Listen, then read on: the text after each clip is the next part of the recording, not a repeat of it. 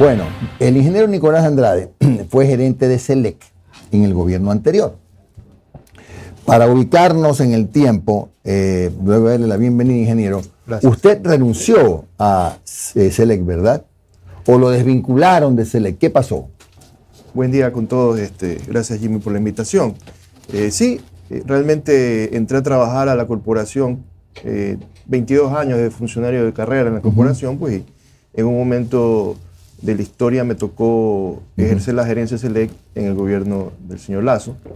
Estuve en junio del 2022 y pues me desvincularon en diciembre, aduciendo que habíamos puesto en riesgo la seguridad energética del país. ¿Y por qué la había puesto en riesgo? Porque supuestamente el mantenimiento del sector eléctrico había sido responsabilidad de una administración de 6 meses. En ese entonces el señor Santos Alvite, con ciertos informes de alguna manera ajenos a la realidad, cosa que yo puse en conocimiento del directorio de la corporación, pues indicaba que se había puesto en riesgo, situación que no pasó, porque no hubo racionamiento. Obviamente siempre el país y el sector eléctrico en estos últimos años, producto de ciertos desfases, ha tenido que tener una soberanía energética que depende de otros países, depende del agua. Obviamente tenemos un sistema hidrotérmico que depende un 95% de la condición del manejo de embalses, de la condición climática. Obviamente pues eso no podemos controlar si llueve o no llueve, y adicionalmente de una gestión de la empresa en el sentido de lograr la disponibilidad. Hay que tomar en cuenta algo, Jimmy.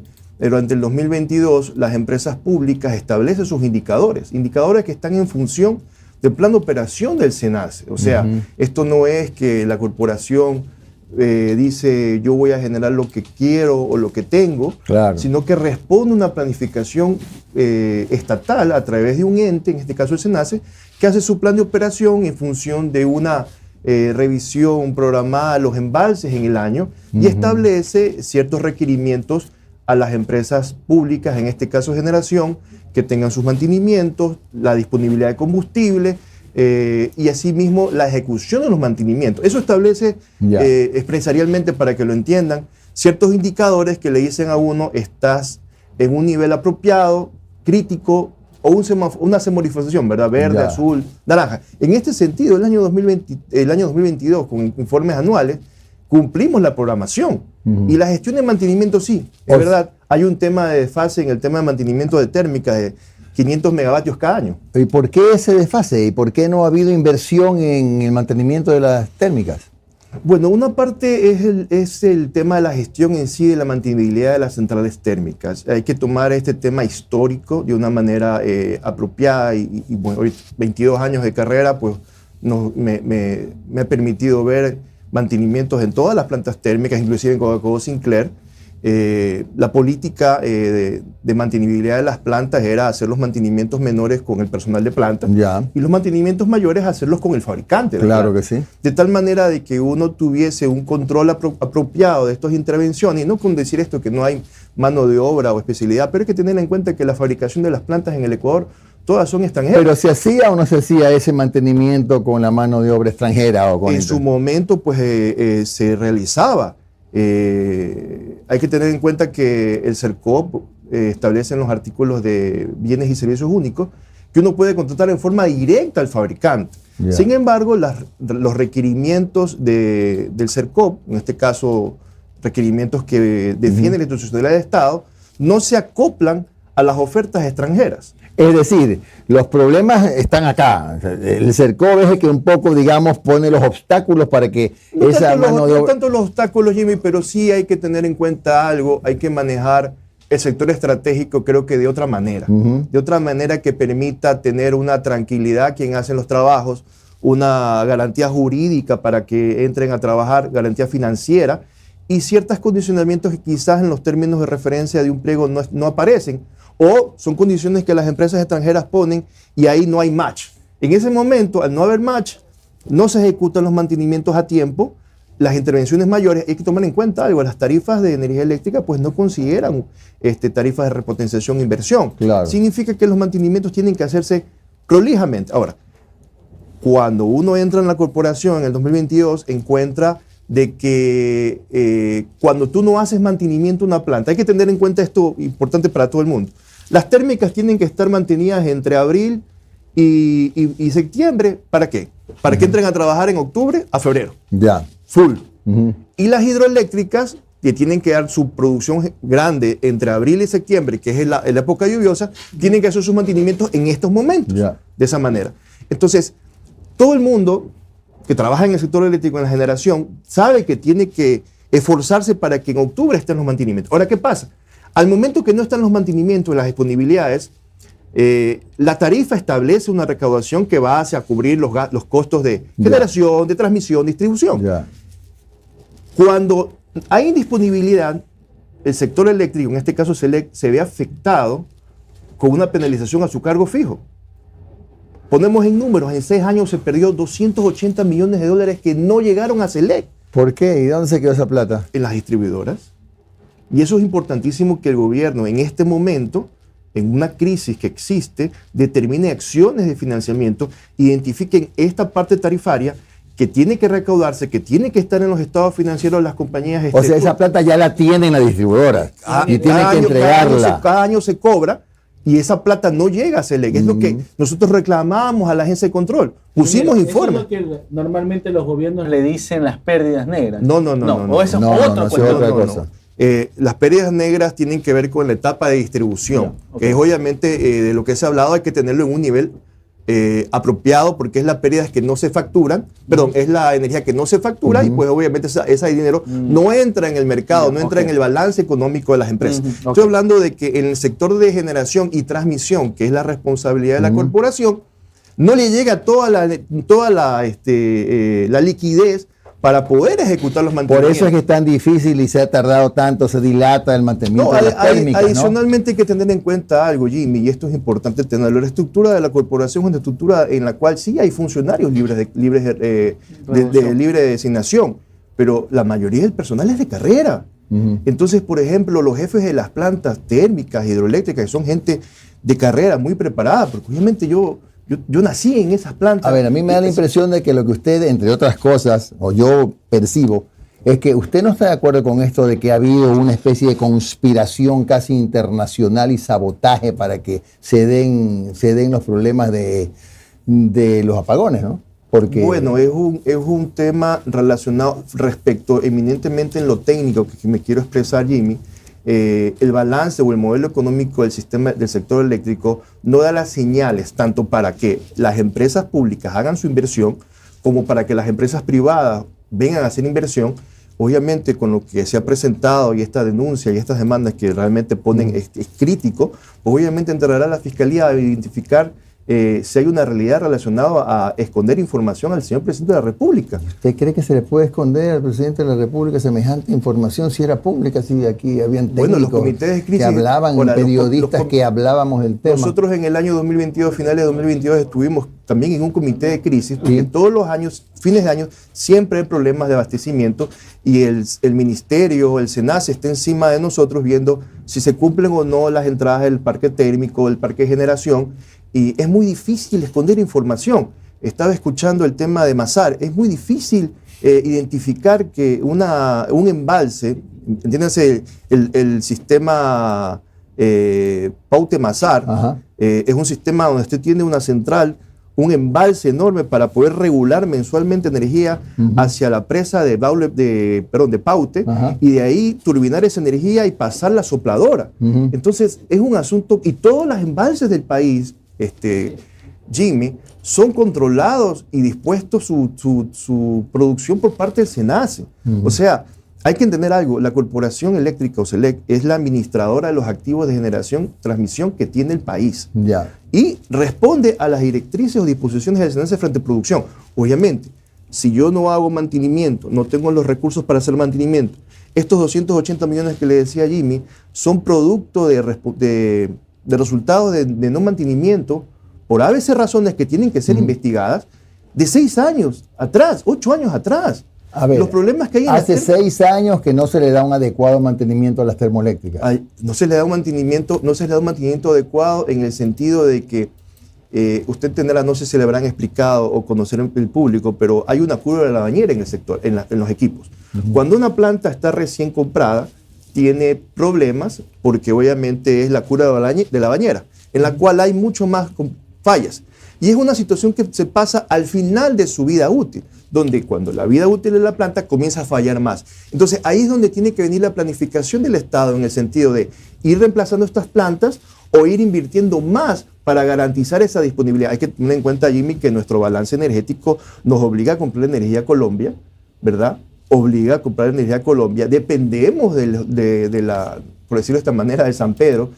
Dependemos obviamente de un correcto manejo de embalses, porque si no se manejan bien los embalses, no puede haber una programación de abastecimiento del país. En estos momentos, Masar no está produciendo porque no tiene agua. No hay agua. No hay agua.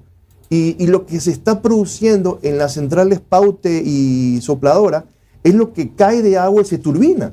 ¿Es lo que cae de agua de dónde? De la cuenca del río Paute. Ya. Okay. Entonces, entiendes, la cuenca del río Paute alimenta o abastece el complejo Paute Sopladora, llega a Masar, se embalsa, es un embalse enorme, se embalsa y esa agua va turbinando, sale de Masar, se produce 160 megas en su condición operativa, va a Paute, a Paute ya le permite hacer un control, una regulación mensual del embalse, va a Paute que tiene 1000 megavatios, una central que tiene más de 40 años, 1000 megavatios confiable, y lo que resta de ahí pasa a Sopladora. Hay que tener en cuenta inclusive que los proyectos que vienen después como Carenillo, que están en carpeta del sector eléctrico, vienen a optimizar toda esa cantidad de energía que viene en agua, ¿verdad? Entonces, cuando no cae agua, para poner números, el caudal que entra a Masar normalmente está en 140 metros cúbicos, lo que debería estar turbinando. Está 18. 18. Ahora, ya, entonces, en ese sentido, al no haber agua, no tenemos la disponibilidad de estas centrales hidroeléctricas. Coca-Cola está funcionando a lo que nos da el agua, porque obviamente también es otra central que depende del agua, y ahí viene el punto crítico de que tenemos racionamientos de 1000 megavatios hora por hora, o sea, 1000 megavatios por hora, lo que significa que es una cuarta parte de la demanda del país que no puede ser atendida, Carlos. Entonces tienen que entender por esa manera de que en una condición de crisis que también está estipulada dentro del sector eléctrico en su manejo apropiado, tienen que haber cortes. Y ahí está el reflejo de tener cortes 8, 9, 10 horas, porque no se puede atender el sector eléctrico en su plena capacidad por la falta de abastecimiento de agua principalmente, el mantenimiento de las térmicas, el tema de la interconexión, y pues los otros factores que se han nombrado pues son temas de investigación que deben ser aclarados. Mira, yo no lo quiero llevar al área política porque usted no lo es, usted es un técnico. Pero yo quiero que usted me explique de manera técnica lo que está intentando decir el gobierno. Y el gobierno está hablando en términos no técnicos para llegar a la mayor cantidad de gente posible. Hoy el secretario de Comunicación en Teleamazonas dijo: se abrieron las compuertas y se vació Masar. Insisto, no lo quiero llevar al área política. Desde el punto de vista técnico, yo supongo que si eso ocurrió, y ojo, él lo da a entender con la idea de que la gente comprenda que supuestamente como una tina, que se abrió un tapón para que se vaya el agua, y se escurre el agua y se perdió el agua. Claro. Yo le quiero preguntar, desde el punto de vista técnico, si eso llegó a ocurrir, digamos que fue todo un complot de un sabotaje, supongo que tiene que haber cámaras, tiene que haber mediciones en las compuertas, ver la cota del agua, ver que, a tal hora estaba a tal nivel y a tal hora estuvo a tal nivel porque se abrieron las compuertas. Supongo que todo eso es medible, ¿no verdad? Todo eso tiene un control, todo eso tiene una medición, porque obviamente es el corazón de producción energético del país. En todos los embalses principales, Coca-Cola, Pucará, Agoyán, San Francisco, Minas, Paute, Soplador, todos tienen un control. O sea, cuando ocurre algo en alguna hidroeléctrica, es medible y se lo puede visualizar, se lo puede medir. Obvio, le estoy explicando que el corazón de producción energética del país está en las hidroeléctricas y por ende el SENACE tiene un control afinado del tema de... La problemática en sí es es tener una expectativa o tener una definición de la cantidad de agua que va a llegar. No el agua que se va a botar, porque solo se bota agua cuando hay excedentes y eso pasa cuando es la época lluviosa. Todo lo que pasa en la época seca es que el agua que llega se turbina, se turbina. Obviamente, pues, en una mala, por decirlo, para ponerlo en términos como usted me lo dijo, de una tina, pues sí hay un desagüe de fondo. Pero no se va en 12 horas, pues. Lógico. ¿Ya? No se va en 12 horas. O sea, sí, es muy importante ver, y creo que la pregunta nace en el sentido técnico, porque hay que llevar lo político, lo técnico es, bueno, la central Mazar tenía una cota X a tal día, ¿a dónde se fue esa agua? Entonces le van a decir, esa agua se convirtió en energía, y esa energía se demandó y se atendió a los ecuatorianos. Punto. Si no, y hay un balance, es como un contable. Pero perdóneme, ingeniero, si la baja de la cota de Mazar se venía siguiendo diariamente, era diario.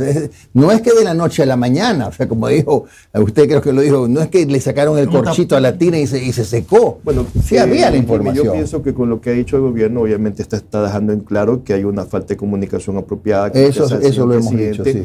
Y esto es importante porque la comunicación tiene que ser apropiada, debe ser en línea y debe ser completamente verdadera. Y yo creo que en el sector eléctrico, en estos puntos técnicos de cantidad de agua en un embalse, no puede haber mentiras. Ahora, ¿qué es lo que está ahora?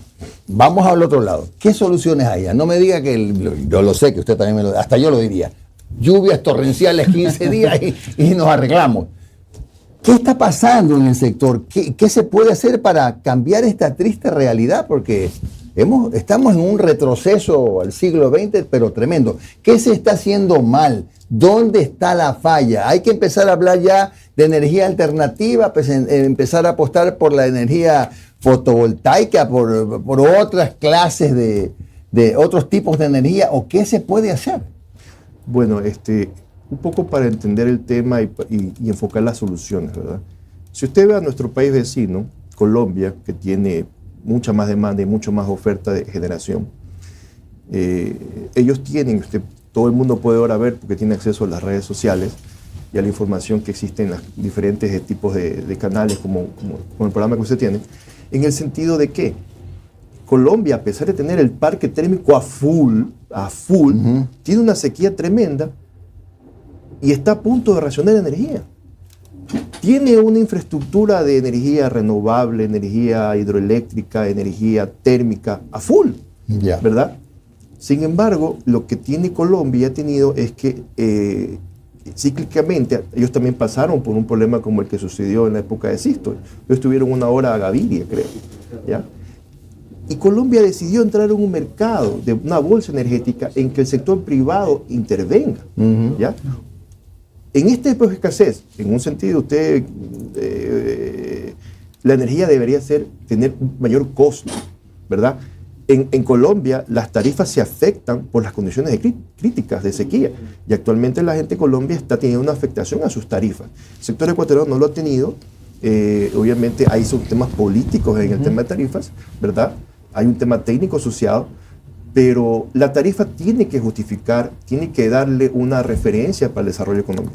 Aquí, para hacer números claros, en el tema de la expansión, Carlos, la expansión, Jimmy, perdón.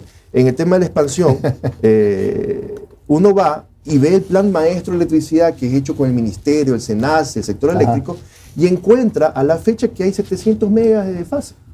¿Por qué? Porque no entraron las centrales que tienen que entrar en su momento. Llámesele porque no estaban bien, porque hay problemas jurídicos, porque hay problemas de financiamiento. Ahí hay un hueco. Y hay que tomar en cuenta que en ese plan maestro existe energía renovable. Recientemente el gobierno de Lazo adjudicó 500 megas, sino que no tienen cómo bancarizar, porque no hay tarifa que no hay cómo prender un fideicomiso que bancarice esos proyectos y se puedan ejecutar. Energía renovable que va a ayudar ¿a qué? Obviamente la energía renovable solar no la tienes todo el día, pero ayuda a manejarlo, ayuda a mejorar el control de los embalses, ¿ya?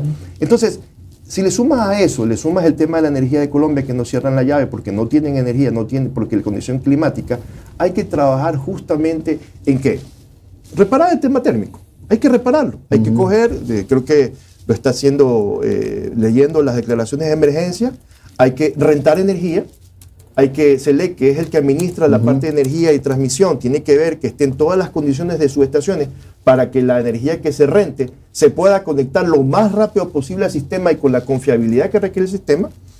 Hay que hacerle mantenimiento a las térmicas, hay que hacerle mantenimiento para poder estar preparados y tener un menor impacto en octubre, que vuelve a ser cíclicamente, Jimmy, los problemas de abastecimiento por agua. Y hay que comenzar a invertir en cualquier tipo de energía que permita ayudar a manejar los embalses para que duren más para el sector ecuatoriano. Ahora, lo que estamos más menos claros es que esto no tiene una solución inmediata. Este tema de los cortes, de acuerdo a su experiencia, ¿cuánto pueden durar? En estos momentos deben durar mientras tengamos falta de agua. Van a durar... Bueno, hay que tomar en cuenta algo también. Este tema es cíclico. Colombia está esperando ya que esta semana llueva. Ayer escuché a amigos que trabajan en el sector que está lloviendo. ¿Ya? Es cíclico. Como le decía, ya a partir de abril debería estar, dice abril aguas 1000, debería estar lloviendo para que los embalses se llenen, pero el impacto del fenómeno del Niño, que es un tema cíclico, Jimmy, es un tema que quizás no se lo preveyó con la seriedad del caso, en la medida de que acciones de emergentes o contingentes pudieran habernos tenido energía de reserva o de renta mucho antes de llegar a este punto. 2 puntos. Se hablaba de lluvias por montones. Acuérdense en su momento, decíamos el fenómeno del Niño, pero no se preveyó la sequía. Secos, ¿sí? Ya, ahora, en sintonía con lo que dice el ingeniero Andrade, tan monitoreado estará el tema de Masar, que el propio portal Primicias está haciendo un monitoreo cada 3 horas de lo que está pasando en Masar con fotografías. Y aquí hay una explicación, y no sé si lo que le voy a leer, ingeniero, tiene todo el sentido. Según Primicias dice, pero debido a la sequía, el embalse de Masar se ha quedado prácticamente sin agua. Lo poco que había fue trasvasado al reservorio de Amalusa, que abastece a la central hidroeléctrica Paute Molino, ubicada aguas abajo. Correcto. El nivel del embalse de Masar siguió cayendo. Al mediodía de ayer, 17 de abril, el nivel del embalse de Masar alcanzó los 2.107.8 metros sobre el nivel del mar. El nivel mínimo de operación es 2.115. Estamos bastante por debajo del nivel mínimo de operación. ¿Tiene sentido todo lo que está describiendo? Tiene sentido. O sea, un embalse... O sea, la poca agua que había trasvasada a otro sector. Es que, como le menciono, el sistema está en cascada. No. Está Masar aquí, está Pauta acá, está Soplador acá. Va bajando. Entonces el agua que sale de aquí, que se turbina, el aprovechamiento eléctrico y energético va hacia Pauta. Y de aquí, Pauta tiene un embalse a Malusa, va y se conecta con una tubería con Sopladora. Sopladora no tiene un embalse. Toda esa agua turbinada pasa por las 3 plantas, las 3 centrales. La que está acá, al momento que no le llega agua, su cuota de operación mínima se supera, ya no puede operar por seguridad, porque le estarían entrando, no por decir tierra, pero no le estarían entrando sedimentos que pueden dañar estas centrales, las turbinas. Entonces hay una operación segura de las centrales. Por eso es que el tema de los embalses es un tema que se maneja en el SENACE con mucha delicadeza, y obviamente la gente que opera las centrales, los funcionarios que operan las centrales, pues tienen una claridad del cuidado de sus plantas. Obviamente, frente a la falta de agua, producto de las condiciones climáticas y la situación del Niño, que se está extendiendo más de lo proyectado, Jimmy, nos está cobrando factura, y una factura bastante grave. Entonces, la solución no es urgente, y realmente la única es que llueva a cántaros. Bueno, 15 días. Y también, Jimmy, el asunto de que esto nos queda resultado en tener eficiencia energética, en tener un ahorro apropiado de la energía, de los recursos naturales. Significa esto políticas de ahorro, significa esto lo que está pasando, nos mandan a la casa justamente porque consumimos menos, estamos en la calle quizás. ¿Ya? En la pandemia... ¿Y usted cree que vamos a consumir menos en la casa?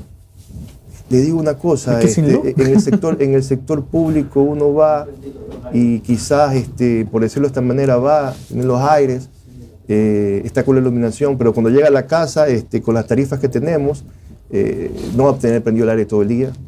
De hecho, en la revisión de señales de este tipo de acciones, el mejor ejemplo es el que se ve en la pandemia. En ciertos países se redujo hasta el 30% de la demanda, porque la gente se fue a la casa. Porque la mandaron a la casa obligadamente por la situación de pandemia. Bueno, pero acá te vas a la casa y no tienes luz, así que no tienes que prender tampoco.